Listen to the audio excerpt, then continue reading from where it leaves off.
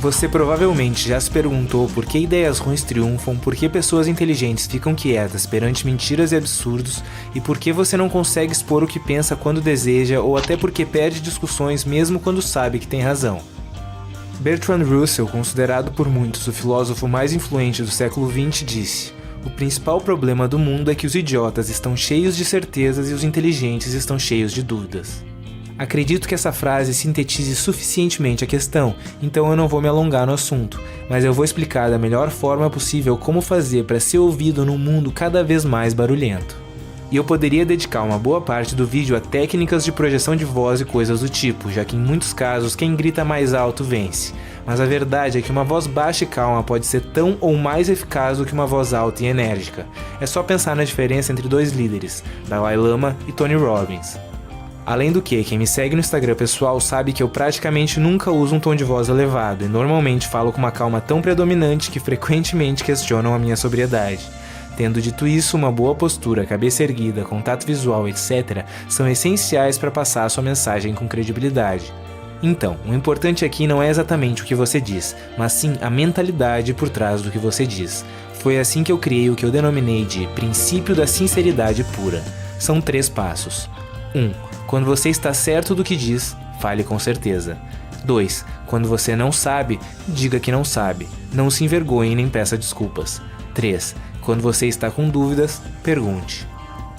1. Quando você está certo do que diz, fale com certeza. Até que surjam bons motivos, não há por que duvidar de você mesmo. Não deixe que a retórica, ou seja, a arte da argumentação do outro, desmonte o seu raciocínio caso ela não tenha fundamento. Se você tem certeza do que diz, persista na sua ideia. Isso não significa que sempre que você tiver certeza de algo, você vai estar certo. Mas tendo pensado o suficiente para chegar a tal conclusão, você deve ter uma linha de raciocínio coerente que precisa primeiro ser desmontada para que aí sim você reveja a sua ideia, ao invés de aceitar qualquer argumento contrário como prova de que você está errado. Algumas coisas, como gostos pessoais, não deveriam sequer entrar em discussão. Se você sabe que gosta de um estilo musical, por exemplo, você está certo disso e pronto.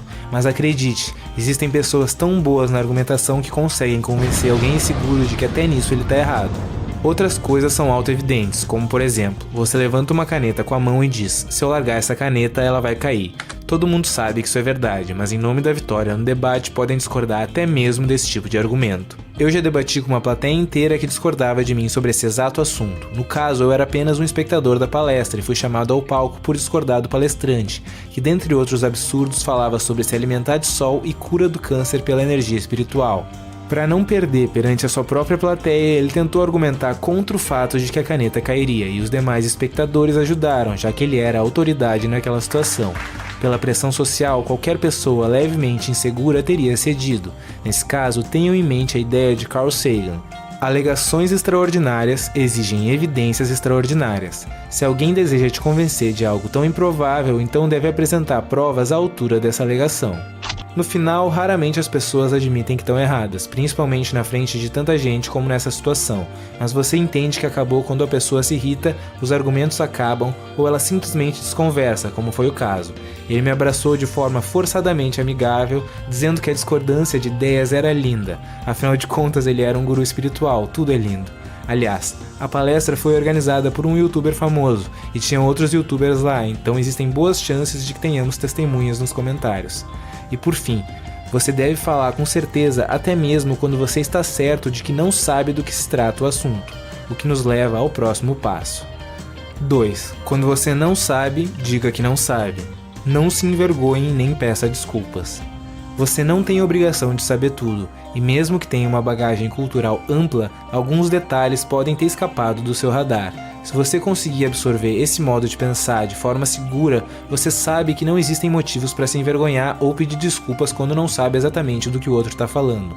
Muitas pessoas, quando sem argumentos, tentam desmoralizar o interlocutor trazendo à tona um tópico específico que acrescenta pouco ou nada ao debate, com o único intuito de parecer saber mais a respeito do que está sendo discutido.